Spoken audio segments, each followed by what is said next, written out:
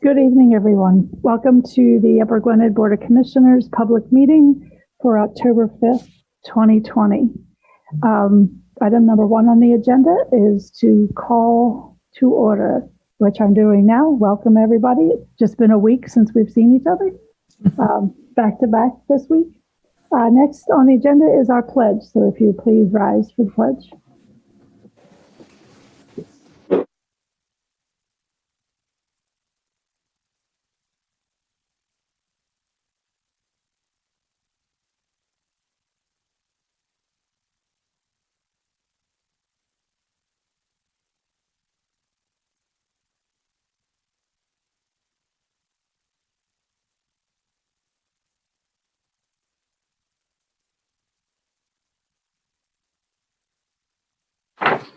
Okay, next on the agenda, item number 3 is our roll call. Deanna. Ms. McNaney, President. Here. Denise Holt, Vice President. Here. Martha Similaro, Commissioner. Here. Catherine Carter, Commissioner. Here. Ruth Damsker, Commissioner. Here. Sandra Zadell, Township Manager. Here. Megan Weaver, Assistant Township Manager. Here. Lauren Gallagher, Township Solicitor. Here. Isaac Kessler, Township Engineer. Here. David Duffy, Chief of Police. Here. David Brill, Finance Director. I don't see him. And Eva Enrico, Zoning Officer. That's a surprise. Here. Thank you, Deanna. Next item on the agenda, number 4, is the announcement of executive session, and I'll turn it over to our solicitor, Ms. Gallagher. Thank you, President McNaney. The board did meet in executive session this afternoon regarding various items of personnel.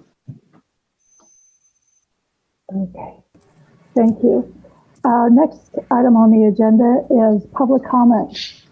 Do we have any public comments this evening? No public comment. No public comment? Okay, moving right along. Item number 6, I'll turn it over for manager's report to our manager, Mr. Dell. Hi, everyone. Good evening.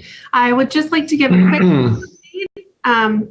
I haven't given a whip update in some time, but I want to let everyone know that the Pact 1 crews are essentially complete with the force main installation throughout the township. So they're not really anymore installing giant pipes into our roadways.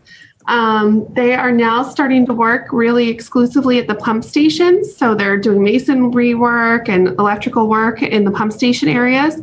And you can also start to expect some final paving restoration this fall, I think, but we always have to leave that up to the weather and to schedules, and construction schedules are a little hard to nail down. So I just want to remind our residents that you can always tune in to uppergwynedd.org/WIP for the most up-to-date schedule. And we have a schedule update as of October 2nd up on our website. So you can always check there to see when those updates post. And right now we're showing the paving is occurring sometime near the end of October. That has me a little nervous because you never know what happens to the weather sometime near the end of October. But just a reminder to our residents, we will be paving and restoring all the roadways that were, affected by the project. So we get a lot of questions about that. They will be restored at just maybe springtime. So that's my update. Thank you for that update. Lots of good information. Next on the agenda is planning and zoning. Van, are you ready? Hi, Van. Ready, thank you. The department itself for planning and zoning has been very busy the last 2 months. However, the items that would rise to rate a report for the commissioners meeting are relatively minimal at the moment. So they are as follows. We have one pending zoning hearing board application. It is for WB Homes, the Jeppy property at Sudleytown Pike. for a use variance. That application actually has been continued indefinitely. So while it's an active application, there is no date certain for the hearing, and we don't expect one to be set for at least 60 days. Next are two items that you looked at and really adjudicated at the last meeting. 593 DeKalb Pike was the Tesla charging stations. You had a hearing, you heard witnesses and testimony, and have the board ruled to recommend approval of those charging stations subject to conditions that included the requirement to submit necessary plans for staff review and the engineer's review. And Isaac, who will speak shortly, has already met at least once with the Tesla people, and they're moving forward with that application. The plans themselves will virtually be identical. We don't expect any change whatsoever. So what you saw at the hearing is basically what we expect to receive at the land development stage. If they would change substantively, we would bring it back to you to look at. Next, State Street, Roosevelt Court, also a conditional use, also heard last hearing through witnesses and exhibits. You, the board, also voted to recommend approval with conditions, most notably the deferral of the setback portion of the conditional use, which affected the three lots along, I'll call it, the northwesterly end of the property. So that is will follow full land development application, subdivision of land development pursuant to our Saldo code. And we have not seen those plans yet. That's all I have for tonight on this topic. Okay, thank you, Van, for that report. Next on the agenda, item number 8, I'll turn it over to our township engineer, Isaac Kessler. Thank you, Ms. Commissioner. For this meeting, going off with some updates that we had at the first meeting last month, Moyer Boulevard and Ms. Adele had mentioned the pipe work is complete at this point, and the final pavement is being determined. That work, as mentioned, is attempted to be put together as quickly as possible, weather permitting, temperature permitting, and the final payment will be following the work that was done for the pipes. Not too far from there, the Haynes Run wastewater treatment plant work. The short-term improvements are part of the work being done with the pipes and the interceptors alongside the stream there. And then for the longer-term flood protection, that's piggybacking off of some of the short-term improvements there, and we'll look to hopefully improve that whole stretch along that property, along the treatment plant, to address concerns for flooding events as we go, season to season along that stretch there. And finally, just to mention the stormwater site assessments. I've been pleased to meet with residents around the township that have concerns with stormwater, either on their property or along the street. Ms. Weaver, myself, and some others from staff were happy to meet and go over any concerns and really determine, it's not always on township property. Sometimes it is kind of a private property matter, but we're happy to meet and discuss the issues, recommend some things that could address those concerns. And then if there is some involvement with some other stakeholders, we're happy to try to coordinate. So just want to mention, I've been really happy to meet with residents in the township. We are available for folks that have any concerns, and we'd be happy to recommend some fixes or some ways to go about trying to address those things. So just a couple of topics to mention tonight. If there's any questions, I'd be happy to answer. Otherwise, thank you very much. Thank you, Isaac. Good information as well with that report. Next on the agenda is item number 9. It's a motion to approve the department reports filed by the township staff. We've all been given these reports, had time to review them. Were there any questions or anything before we make a motion? No? All right, so do we have a motion to approve the reports filed by township staff? We have a motion by Commissioner Similaro. Do we have a second? Ruth, you're muted. Second. Okay, seconded by Commissioner Downster. Is there any public comments? No public comment. Any additional board comments? Hearing none. All in favor? Aye. Aye. Opposed? The ayes so have it. Commissioner Carter, just for the, there you go. Okay. Thank you. Next on the agenda is item number 10, which is under my portion of the meeting, but I'm going to turn it over to Commissioner Hull and Commissioner Similaro if she'd like to add anything too about this item and our new environmental advisory board. So, Commissioner Hull. Thank you, Commissioner McNeely. Commissioner Similaro and I were lucky enough to meet all of the applicants for our brand new Environmental Advisory Council, which we're very excited to begin work with. And tonight we are going to make the appointments for that council. Commissioner Similaro and I were lucky enough, and Sandra as well, to meet with a lot of these applicants. We had a huge variety of people apply for this board, and we were so thrilled that we had so many volunteers in Upper Gwynedd who wanted to step up. So thank you very much to everyone who submitted a resume, and we will, if this time wasn't the right fit for you, we're hopeful that in the future we will have another position that will more appropriately fit you. So thank you. So I thought I would just say a couple little tidbits about each, and then I will make the official appointment. Our first person we are appointing today is John West. He will also be our chairman.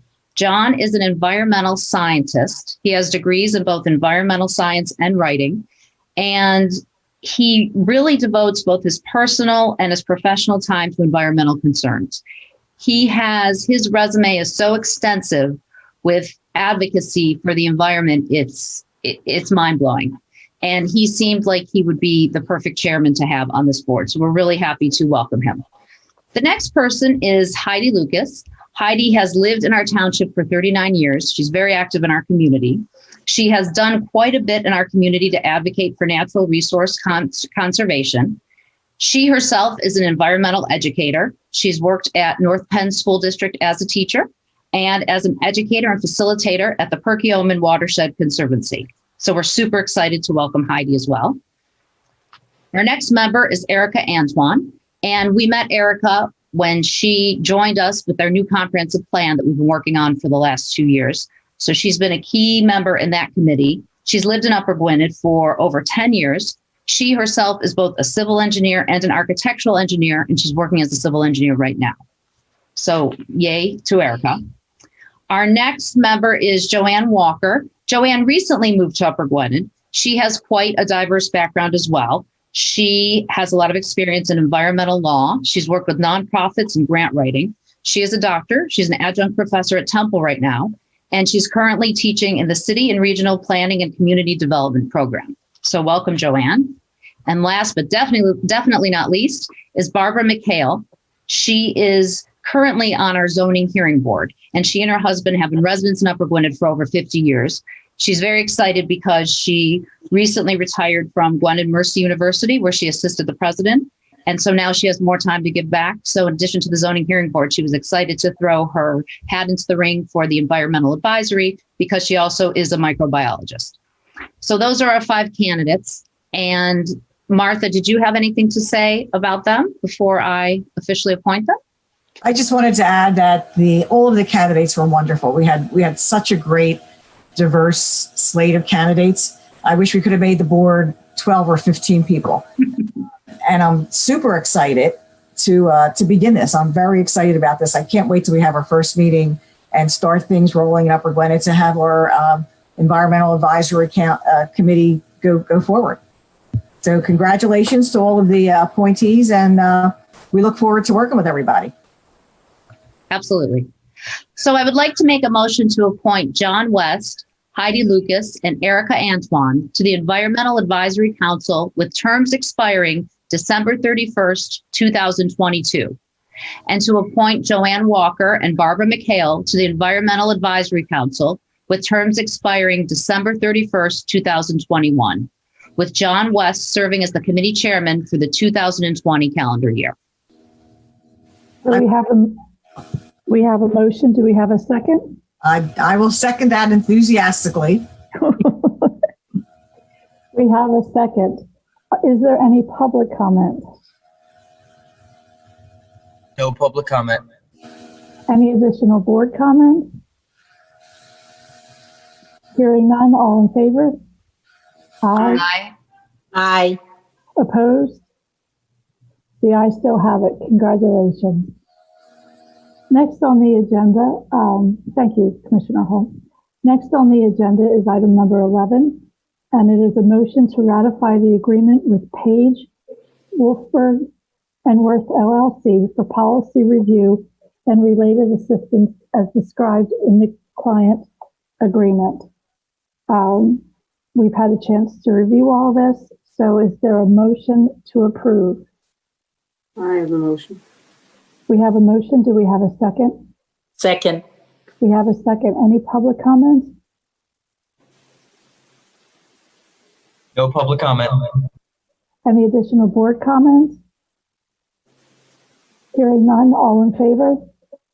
Aye. Opposed? The ayes still have it. Next on the agenda, Sandra, do we have, or Megan, do we have people that are joining us for item number 12?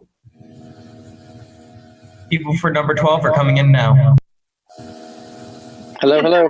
Seamless sliding into the room. It's just wonderful. Hi. Dave. Hello, everybody. Hi. You have a couple more people joining in. Well, you guys are Zoom pros. Look at that. Perfect. We just got lucky. I'm not going to lie to you. We just got lucky. I don't want to mislead anybody. Hey, Martha. We just got lucky. So, how are you? So great job. You should take credit for it, Obermeyer team. I will, I guess. Should we go for it? I'm sorry. Are you ready for us? Yes, go ahead, Dave. I'm going to toss the ball over to you.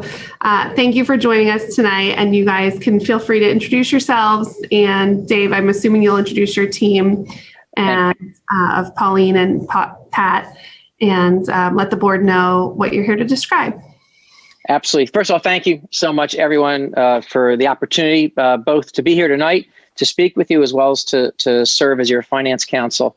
We at Obermeyer are honored for this opportunity and really excited to be part of the Upper Gwynedd family. So thank you so much for that. It doesn't go unnoticed, and it never can be said enough how much we appreciate the opportunity. So thank you. Secondly, when Sandra called and asked if we could present tonight, I did promise to keep our president to about an hour and a half. So I'm going to try and honor that. I'm just teasing. Just teasing. We won't do it to anybody, not even to you. I promise. No, in all candor, tonight I wanted to speak for just a moment and introduce our team, which is Pauline Markey and Pat Scott. And then I'm going to turn the ball over to them because there's a resolution that needs to be approved tonight as we move forward. Briefly, as you know, Obermeyer has a long history in doing public finance work for many different townships, municipalities, counties, the Commonwealth, and many agencies in between. So this is obviously an area of great strength and comfort for us. And we're just thrilled to be working with you and your team. And already it's worked out really nicely. We're enjoying working with your staff. So we're very excited. But one of the first steps we have to do tonight is what's called a reimbursement resolution. And I'm going to ask in a minute that Pauline walk you through. I'll ask Pat and Pauline can walk you through it so everyone understands what's taking place next. But a tiny bit of bio about my two partners who really are going to be the team as we move forward. Pauline Markey is one of my tax partners, and she does a ton of public finance work throughout the Commonwealth. And she's also just a great person to work with. So you'll like her. She's engaging. She always likes to figure out what's going on, how to find the best way to help a particular client or township to make the most sense for us. And frankly, she's the one that said we had to do a reimbursement resolution because the one you'd previously adopted just didn't fit the needs that she felt you were looking for. So that's why, not to tell you too much, she'll talk you through that in a minute, but it was the right move. And she felt we should go in that direction. So I think you're going to really enjoy working with Pauline. Pat Scott, one of my other partners, is going to do a lot of the financing and the preparing of the actual bond documentation. Pat is also a delight to work with. He's a lot of fun. Not as much fun as Pauline, but still a lot of fun if I had to choose. But no, I'm teasing. They're both wonderful people. And we all work together as a team. You'll see that often if you have a question, you call me. I can either figure it out or pull the rest of the gang in, and we make a very quick decision for you. We work together on numerous different townships throughout the region and as well as the Commonwealth. So we probably have seen any questions that come up. So while we're going to present tonight, and I'll ask you for the adoption of a resolution going forward for this reimbursement and then move towards your financing, I want you to be comfortable, not just staff, but any of the commissioners, to reach out to any of us at any point with any questions you might have about financing, whether it's this financing or anything else that the township might be considering or you've heard other townships are doing. I know, Ruth, with your experience at the county also, you may have seen other things that might make sense. Never be afraid to challenge us and ask us whether we should be going in a different direction. We thrive on that, and we really do sincerely appreciate being part of the team. So again, thank you so much. We're excited. I guess I'm going to turn it over to Pat first, and then he'll lead into Pauline, and we'll go from there. Sure, thanks. I remember I'm the second most fun person to work with on this team. Maybe the third, I guess, depending on how you look at things.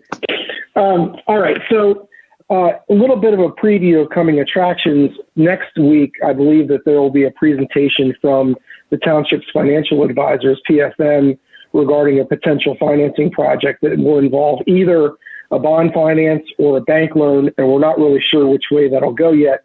But one of the first things we do when working with the township on these types of transactions is to define the project. What type of project are we financing? In this case, it appears that one of the options are going to be to refund about $3 million of existing outstanding bond debt that the township has, and then there's going to be a portion of that, about $7.5 million plus or minus, of new project money that's going to be, whose purpose is to help fund improvements to the township's sewer facilities program. So in order to, as we understand it, most of that project is already completed, and a lot of these expenses, the township may have, a lot of the expenses for the project have already been incurred. And so if the board approves a financing transaction, the board will want to, or the township will want to reimburse itself for the cost of those improvements.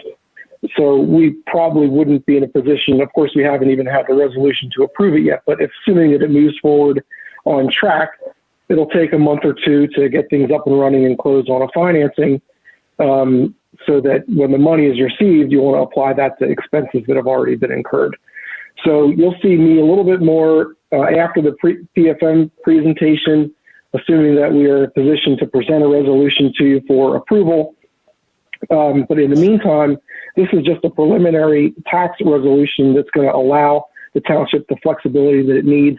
And that's all I'll say on the matter, and I'll hand it over to Pauline. The one point I would make on the resolution, just for the record here, is that there's a typographical error in section 4D. The maximum amount of our project that we're going to be presenting or considering is going to be $10 million or less, and Pauline can explain why.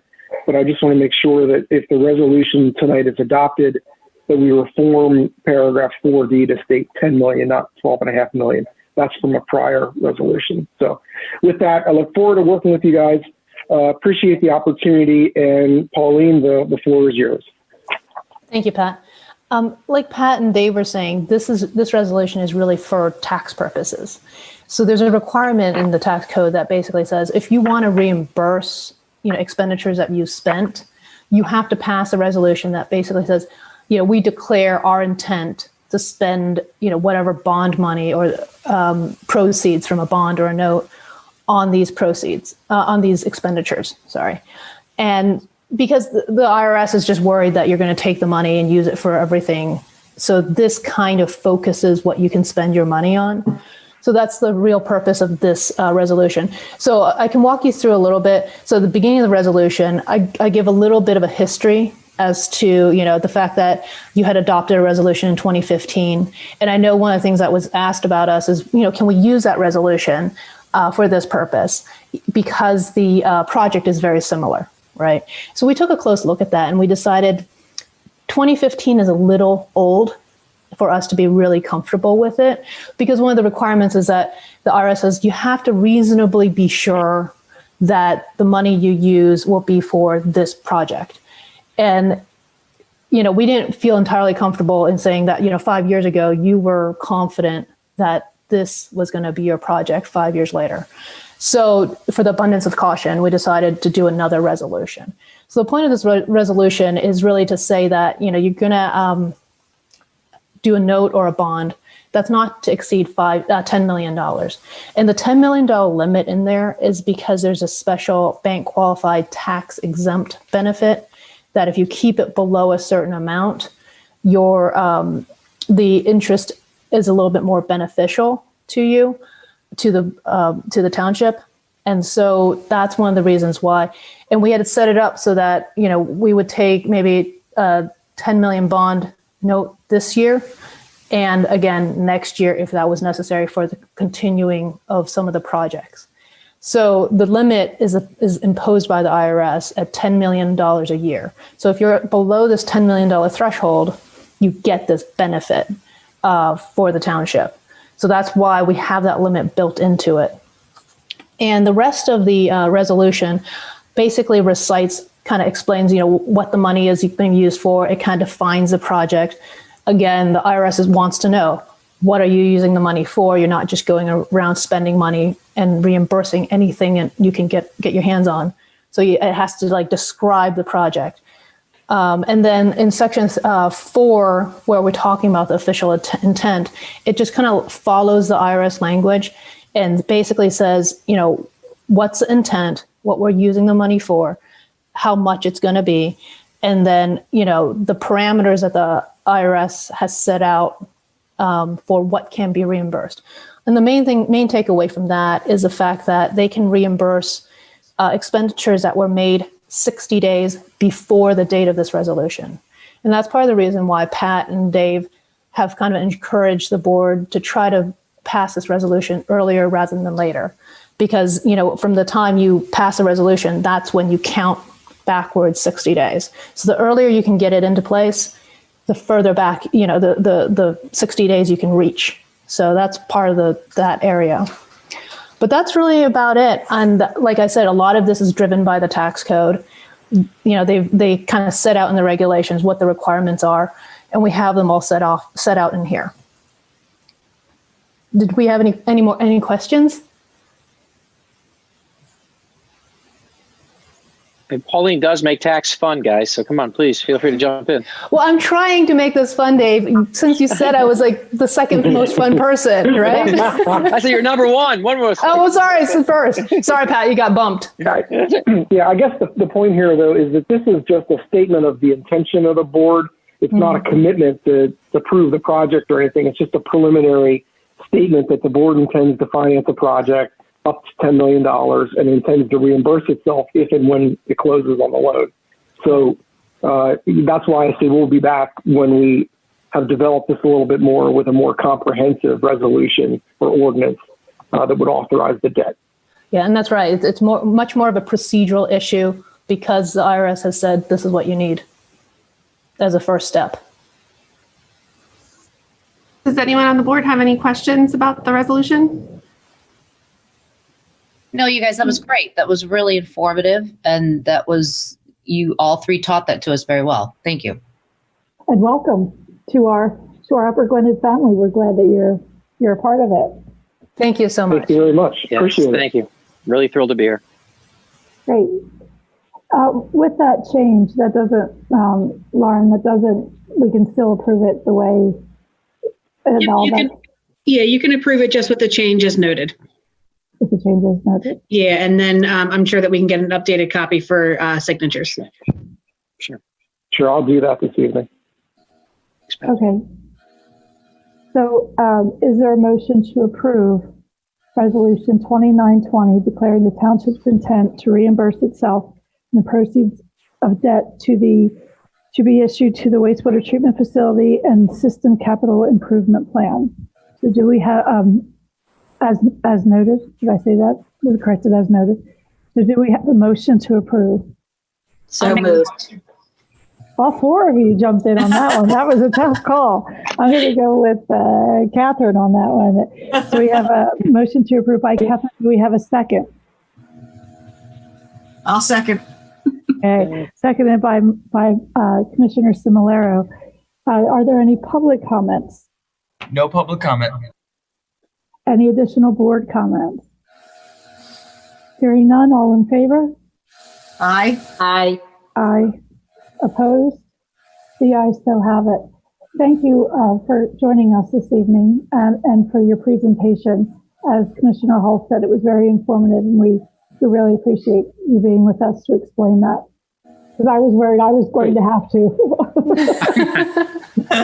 Sandra told me, no, they're coming. Okay. Your explanation was much better than mine would have been, so thank you for that. Thank you. Thank you so much for having us. Thanks, everyone. Yeah. We'll see you very soon. Okay, Bye. thank you. Thank you. Okay. Next on the agenda, I'll turn it over to Commissioner Hull. Thank you, Commissioner McNaney. You're welcome. So the residents of 887 Quinn Lane recently submitted a full construction permit and grading plan.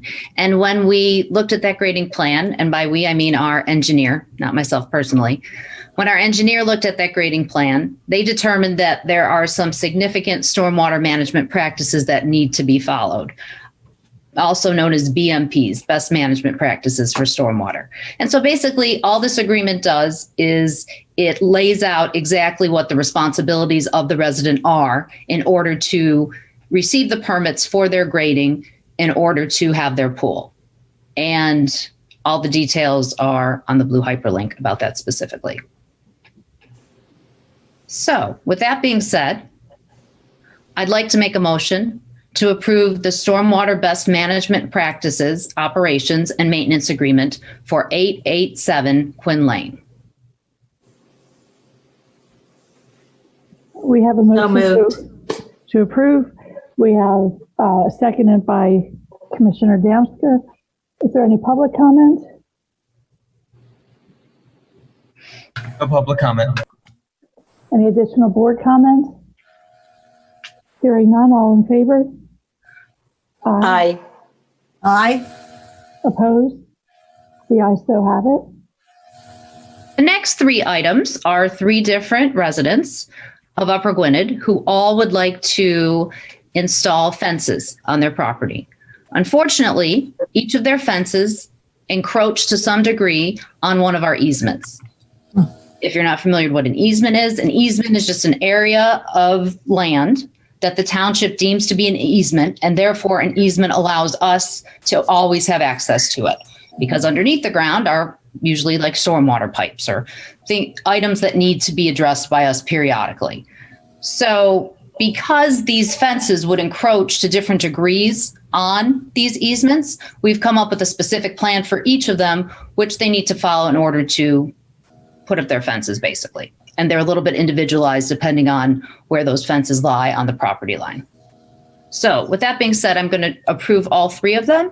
They're, like I said, they're individualized, but they're all related to the encroachment of fences on easements. I'd like to make a motion to approve the agreement for encroachment onto emergency access, storm sewer, and sanitary sewer easement for 1212 Patty Circle. We have a motion. Do we have a second? Second. We have a second. Any public comment?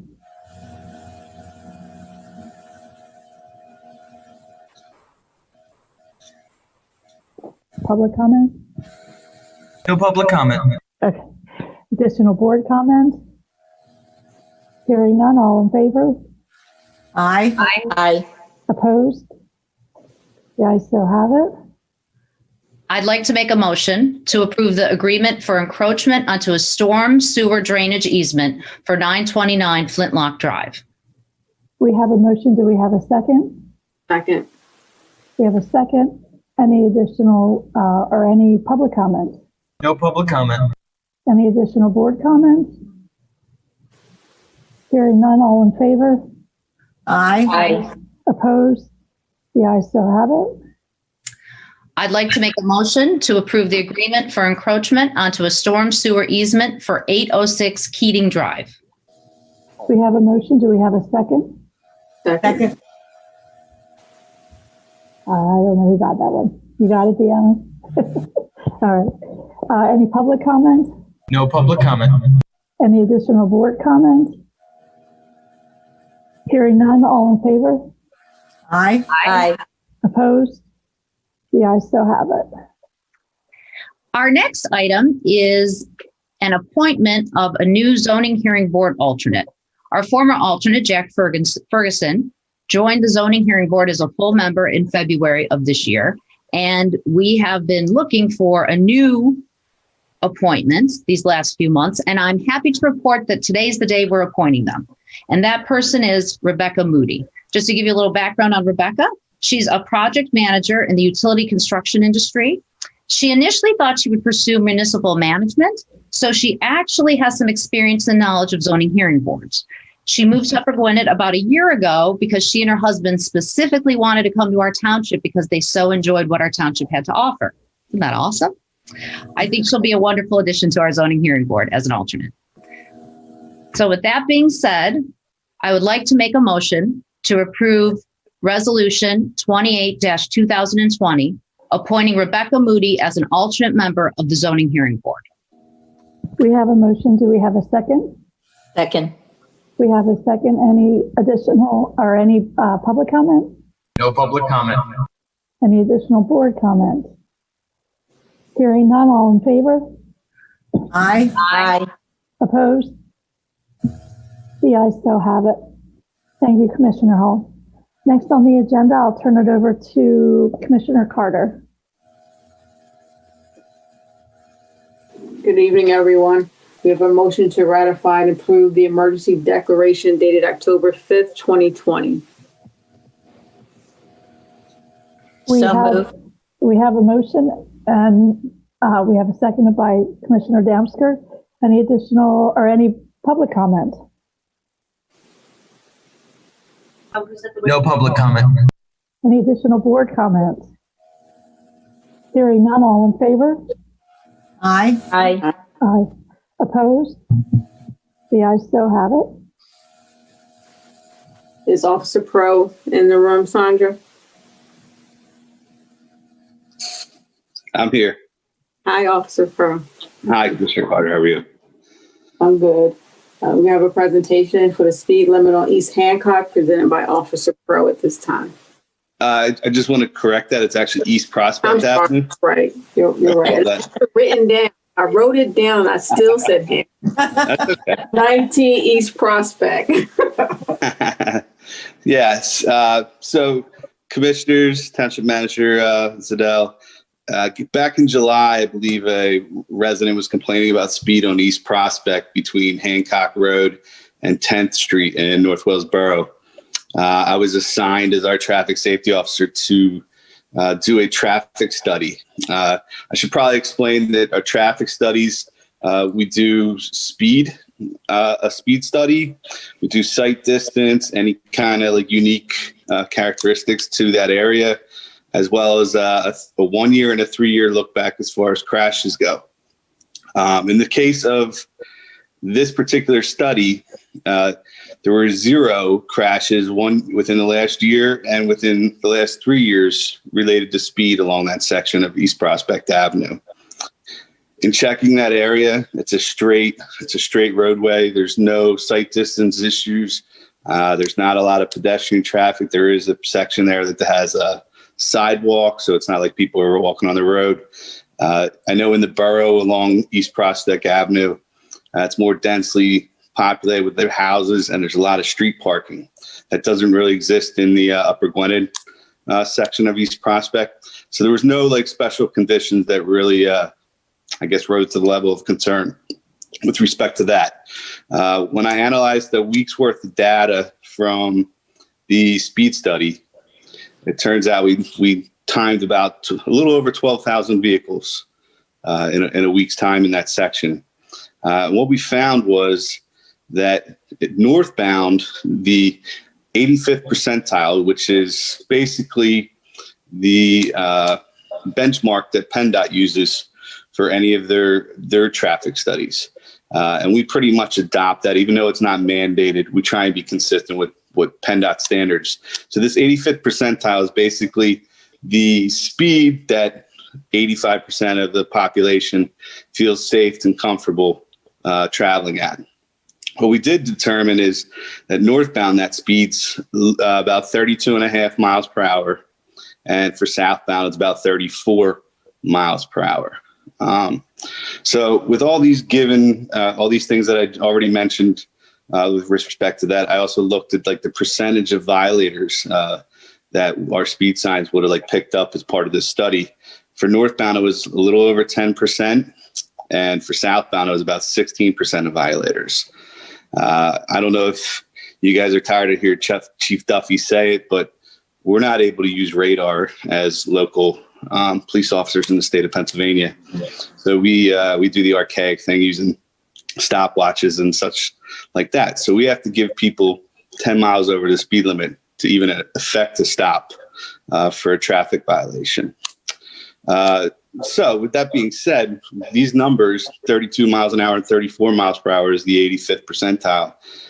And with 10 and 16% of the violators, it really comes down to the speed limit probably being the incorrect speed limit.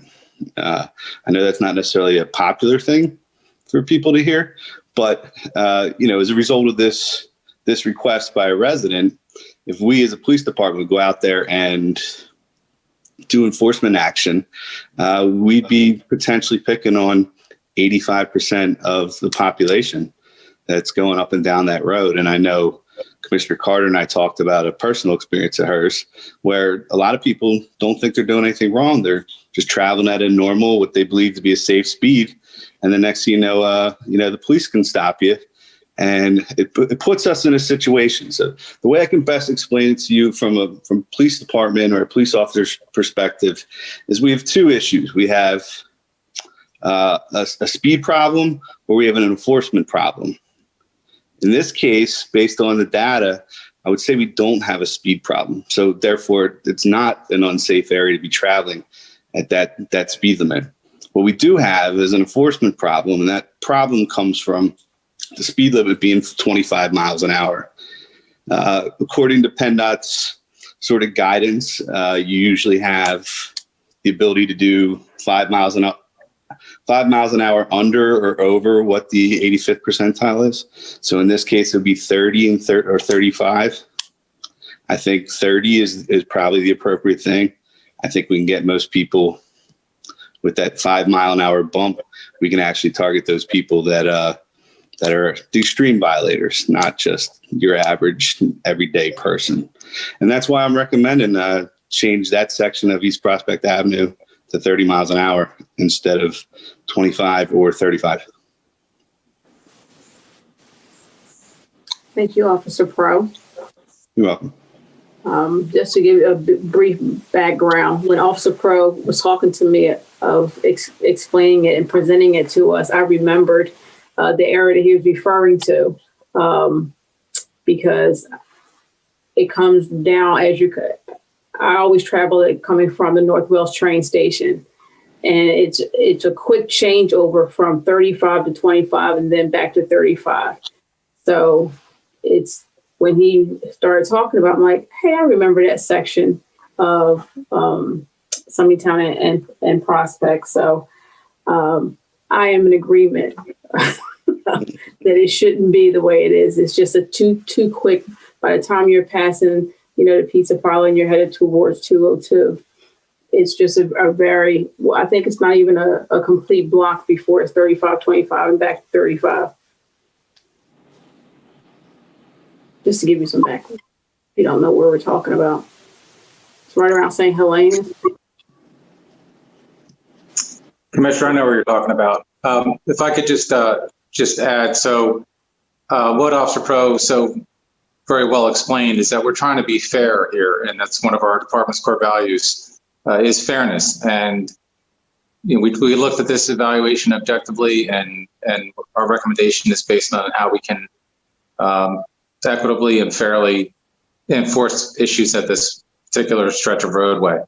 I actually served as a traffic safety officer in Chalfont, Doylestown, and I got to say, Bob just is so much better at explaining stuff than I ever could. So I thank him for his professionalism and his thoroughness. Thank you, Chief. So we put this on the board agenda as a discussion item just to see how the board would like to proceed. If you would like to proceed with any change to the speed limit, we could put it on another agenda for a change, which has to happen via ordinance. I would like to make a request. So this makes perfect sense, and it sounds a lot like when we changed this, when we upped the speed limit on Hancock, actually, going towards 202. The only difference, though, is that I drove that little bit of road today. It's a little more residential than that part of Hancock. I mean, there's houses on Hancock too, but that's definitely a connector to 202, whereas this is a little bit quieter of a street. I would just really want the residents to know about this and be able to ask questions about it before the change happened, so they didn't feel blindsided when they saw a sign up on their street that said, speed limit change. Now it's 10 miles an hour faster. Because at face value, a lot of people would interpret that as a bad thing, right? When you explain it like you did, and you look at the whole picture and you explain the traffic study and the amount of vehicles, it makes perfect sense.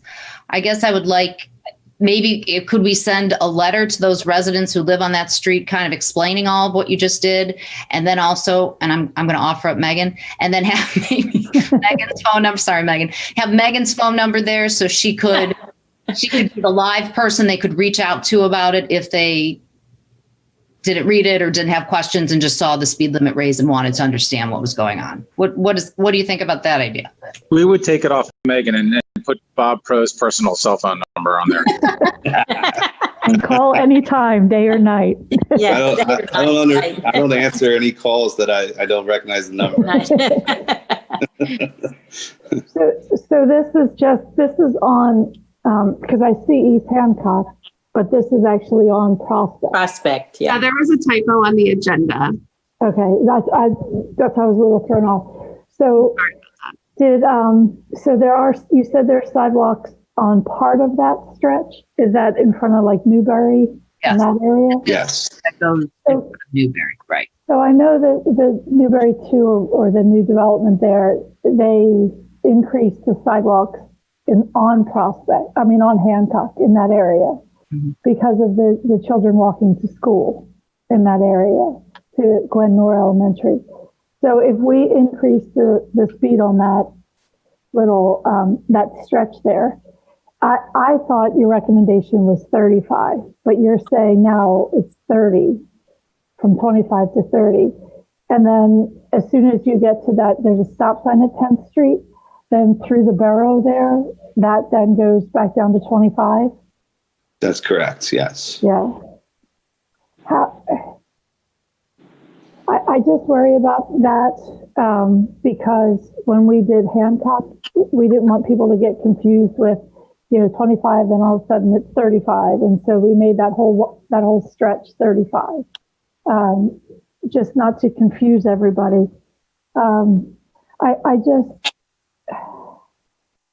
It is very confusing.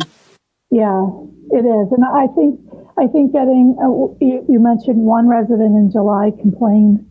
It would be good to kind of reach out a little bit, as Commissioner Hall said, to get a little bit more feedback so that we could make the right call on this.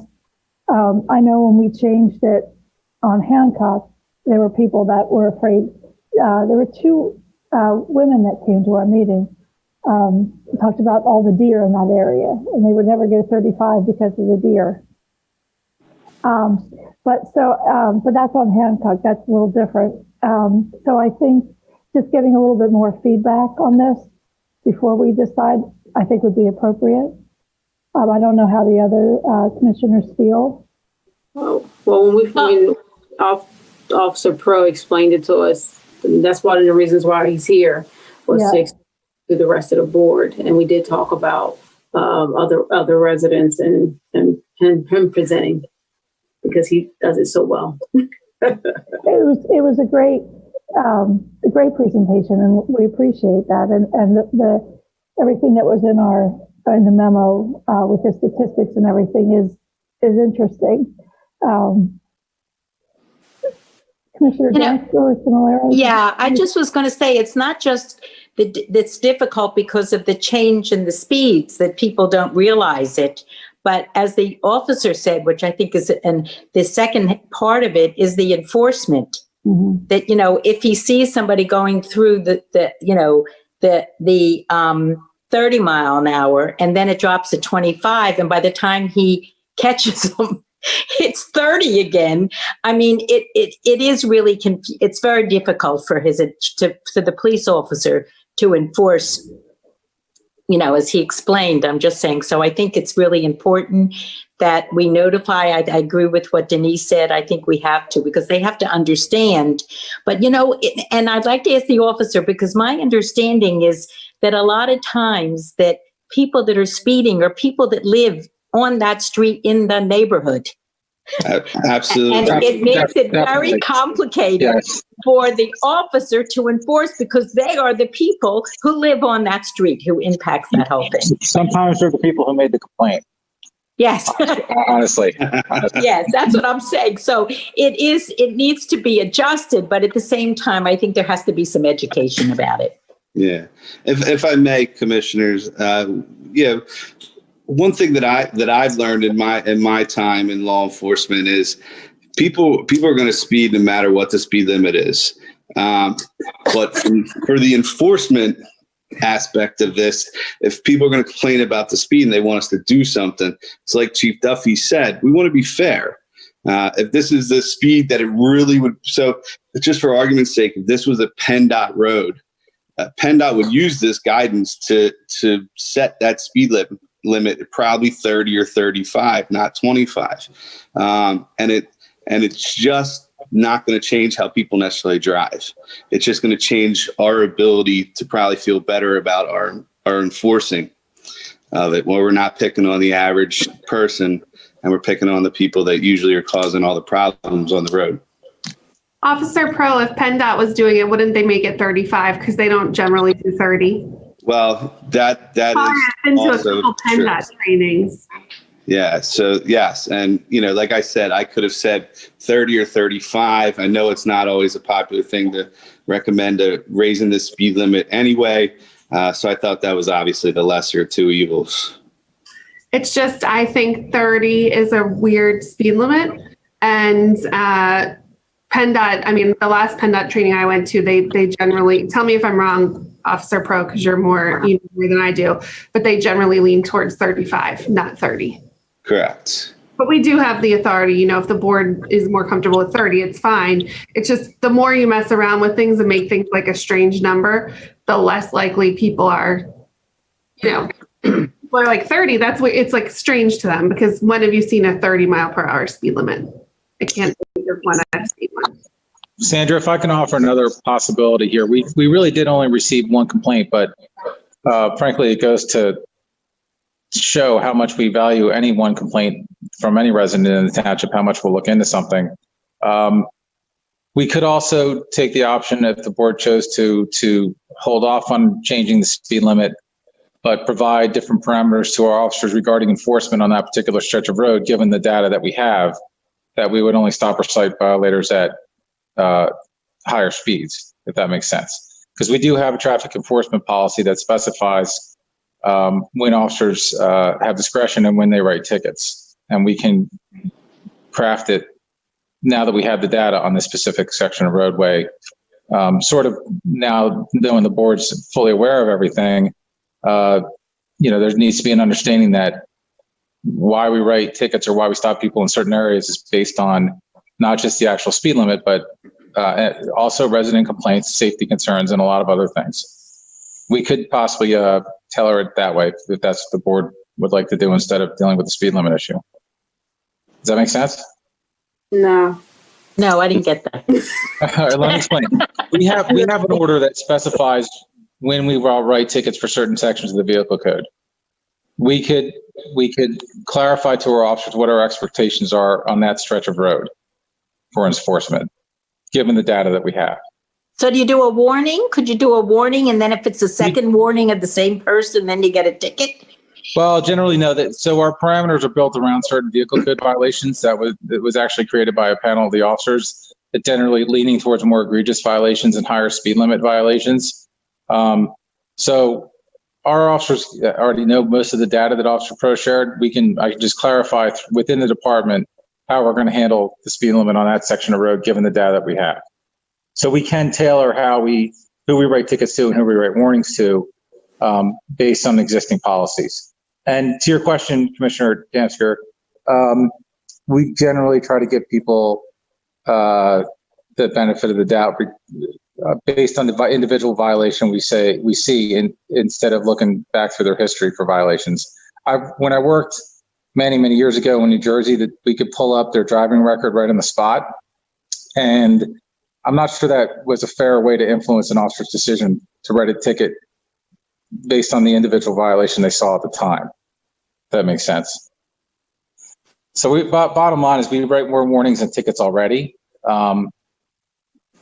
As a department, we try to give people the benefit of the doubt, but we do want to address the more serious issues. And in this area of this particular section of road that we looked at so carefully in the township, it'd be the higher level speeds that we'd be going for based on the data that we have.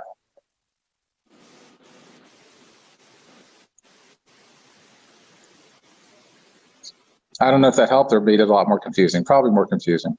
I think you went in a more confusing direction, but let's rope it back to the option for, maybe letting residents know about the options discussed here. So you want us to send a letter to residents and sort of put into words what was discussed in the memo in tonight's packet. And for more information, they can contact Officer Pro at the office. He's going to be sorry he came tonight. I'll gladly handle any of that. So what is the amount that you would like to raise it? Is it 30 or is it 35? My preference is 30, Commissioner Hall. Okay, so we don't think that's an odd, like Sandra brought up the point of 30, an odd speed limit, and we're switching, then it's switching again. Like, it wouldn't make more sense to make it the full 10 miles faster? No? I think you probably, my opinion is you'd probably get more pushback from the residents if you went the whole 10. That's my thought. Okay. I mean, we already have a complaint at 25, so you can imagine that people would complain with it going up. So if you skip right to 10, I have a feeling that would, people. Do you think that, like you said, if you made it 35, then people would feel they could go 40?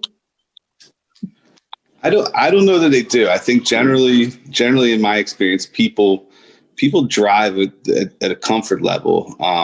And I don't know that, at least in like residential areas and stuff, I don't know that would be the case.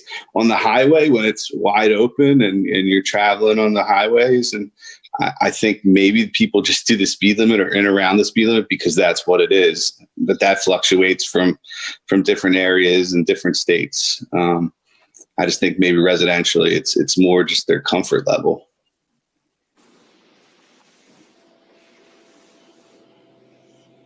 All right, so can we go possibly, if we're all in agreement, to do an educational or send a letter or, so that people have an understanding, or if they don't if they have a question, they can contact the wonderful officer here who was kind enough to come.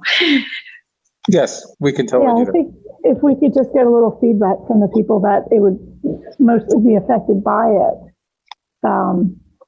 That's what we're trying to do in a lot of different areas Right. that we're involved in now. Since none of us live in that particular area, just, maybe keeping it open for a couple of weeks to see what kind of feedback we get. And Officer Pro, if you could share that, if you get anything with us, and then maybe we can revisit this next month in November. There's no rush on this, and we'll, I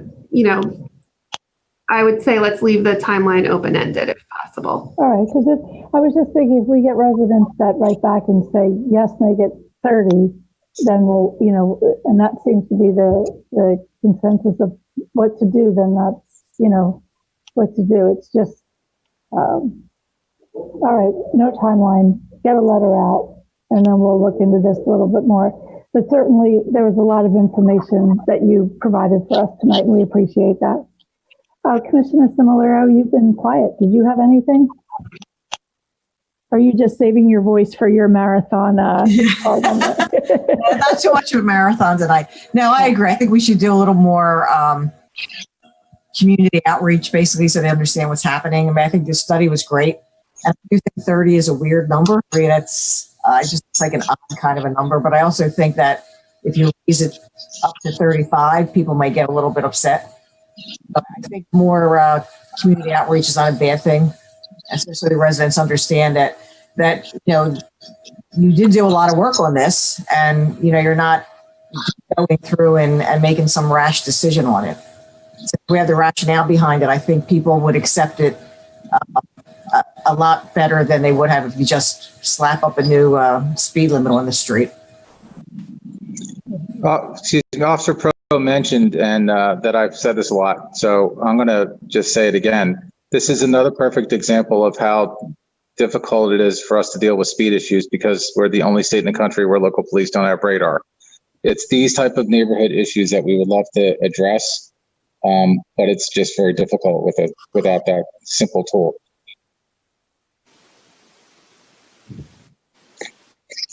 Yeah, maybe you needed to reinforce that last week when we had Senator Collette on the call. But I know they're all aware of it. So and it's been stuck at different places up in Harrisburg. So we'll see what happens, because that would definitely help with everything, I think. So all right, Sandra, then to the board once we done. Thank you, Bro. You're welcome. Thank you. Thank you very much. Great. Thank you. Thank you. I have excused. Yes, you may go. Good night. Thank you. Good night. Yeah, good night. Okay. Moving right along. Thank you, Commissioner Carter, for your report on that. We'll move along to Commissioner Damster. Good evening, everyone. I have under Parks and Recreation and Public Works, my report is we have a motion to approve the purchase of a 1-ton dump truck with a plow and a chassis for the Parks and Recreation Department in the amount of $106,321. And CoStar will be doing a bid for that, as well as a plow is going to be purchased through Cargo Trailer Sales. And I just want to mention, for a little bit of background, this is to replace the oldest truck in the Public Works Park and Recreation fleet. This newest truck will also need a plow package, and that has also been budgeted in a previous budget. So I would like to make the motion. We have a motion to approve. To approve the purchase of the 1-ton dump truck with a plow and a chassis for the Parks and Recreation Department in the amount of $106,000 and $106,321. Do we have a second? I'll second it. We have a second. Any public comment on this purchase? No public comment. Okay. Any additional board comments?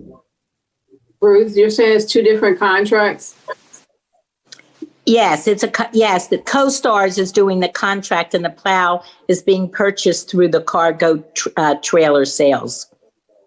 Commissioner Carter, the plow and the chassis of the vehicle attachments are purchased from two different vendors. But it's the total amount that you're requesting? Yes, yes, and the amount of the $106,321. That's normal for it to be go to two different contractors, but under the same motion? Just asking. That's the way it's, I'm just reading what was given, as far as that was the way it was presented. If the board wants to separate it down to two motions, that's perfectly fine, but it is fine in one motion. This is just to approve the contract documents, and the actual payment of the funds will be part of a future bill list. So this is just approving the contract. So you can do it as one motion, and the board can also separate out into two motions if for some reason you want to do that, because it is two separate CoStars contracts. So I've been trying to lump things together to make it more efficient. So the company is both the same, CoStars? CoStars is the cooperative purchasing option that we use at the state level. So CoStars is just as I described it, a cooperative purchasing option that the state runs for municipalities. It's two different vendors. The vendors are Lancaster Truck Bodies and Cargo Trailer Sales. And they have contracts that they post on CoStars, which is the cooperative purchasing procurement site that we utilize. Gotcha. Thank you. But we always reference the CoStars number in purchases because it's important to be that you know that it's a CoStars purchase, because something that's over of this cost, we would need to otherwise bid. Okay. Thank you. Mm-hmm. My only comment is I hope we don't need the plows this winter. Okay. Yeah, you and me both. So with that, we had our motion, we had our second, we had additional comment. All in favor? Aye. Opposed? The ayes so have it. All right, and then now I have, I'm delighted to make an appointment for a vacancy that we had in Parks and Rec Advisory Board. And we had wonderful candidates, as you did with the environmental thing, that I'm really delighted that we have so many residents in our community who do want to be a part of our community and to make a contribution. And I would like to make the motion to appoint Kathy Murphy to the Parks and Rec Advisory Board. And just a little bit about Kathy. She was a delight, actually, when we interviewed her. For 42 years, she was a medical publisher. And in addition to that she is a lifeguard coach as well as a diving coach. So she'll bring a lot of interesting things to our Parks and Rec. So it's with pleasure that, I don't know whether Kathy is there in any of the rooms or not, but welcome. We're delighted to have you. And I'd like to make that a motion to appoint Kathy Murphy to the Parks and Rec Board. I see that Kathy Murphy, we have her, it looks like, on the call. Yes. So before we congratulate her, we have a motion to approve. Yes. Do we have a second? Second. We have a second. Do we have any public comment? No public comment. Any additional board comment? Just Kathy, welcome and congratulations. Wait, we didn't vote on it yet. Oh, we didn't vote on it. Sorry. I'll be able to say it again. All in favor? All in favor. Aye. Aye. Opposed? Okay, Kathy, welcome. There you go. Thank you. Thank you, Okay. Kathy, for volunteering to be on one of our boards. We appreciate it. My pleasure. Thanks. Yes, I look forward to serving with you. And lastly, we have a motion to approve the advertisement of the 2020-2021 snowplow and equipment bid. This is just the advertisement. So we have a motion to approve the advertisement. Do we have a second? I'll second. We have a second. Any public comment? No public comment. Any additional board comments? Besides, we don't want any snow at all, so we won't need it. All in favor? Aye. Opposed? The ayes so have it. Thank you, Commissioner Damsker. Moving right along, I'll turn it over to Commissioner Similaro. Thank you. Thank you. Good evening, everyone. The first motion is to approve payment number 11 to Pact One for the pump station and force main project in the amount of $294,147.55. And we'll have to do a roll call vote. Yep. So we have a motion. Do we have a second? Second. We have a second. Any public comment? No public comment. Any board comments? Deanna? President McNaney, Aye. Vice President Hall, Aye. Commissioner Similaro, Aye. Commissioner Carter, Aye. Commissioner Damsker, Aye. The ayes so have it. Thank you. The second motion is to approve payment number 18 to Blooming Glen for the hydraulic expansion project in the amount of $51,030.31. We'll also do a roll call vote on this. So we have a motion. Do we have a second? I'll second it. We have a second. Any public comment? No public comment. Additional board comments? Deanna? President McNaney, Aye. Vice President Hall, Aye. Commissioner Similaro, Aye. Commissioner Carter, Aye. Commissioner Damsker, Aye. Okay, the ayes so have it. Thank you.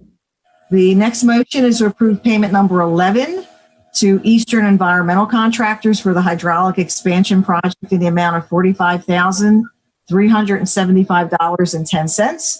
And this is also a roll call vote. So we have a motion. Do we have a second? I'll second it. We have a second. Any public comment? No public comment. Board comments? Hearing none. Deanna? President McNaney, Aye. Vice President Hall, Aye. Commissioner Similaro, Aye. Commissioner Carter, Aye. Commissioner Damsker, Aye.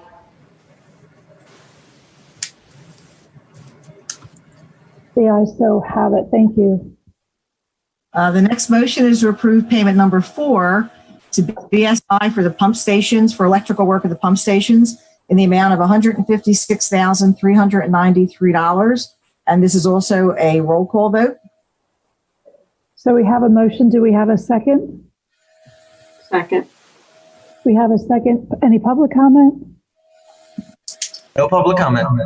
Any additional board comments? Deanna? President McNaney, Aye. Vice President Hall, Aye. Commissioner Similaro, Aye. Commissioner Carter, Aye. Commissioner Damsker, Aye. The ayes so have it. Thank you. And last but not least is a motion to approve the bid for Sweetsford and Britt Roads, the manhole upgrades to KBC Construction in the amount of $39,498.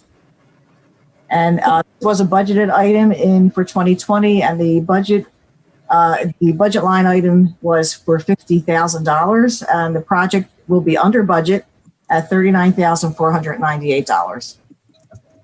So we have a motion. Do we have a second? Second. We have a second.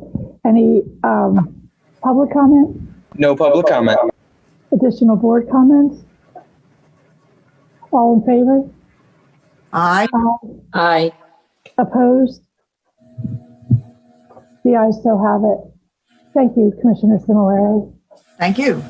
Before we close out this evening, we don't have anybody from the fire department or our fire marshal in any of the rooms, do we?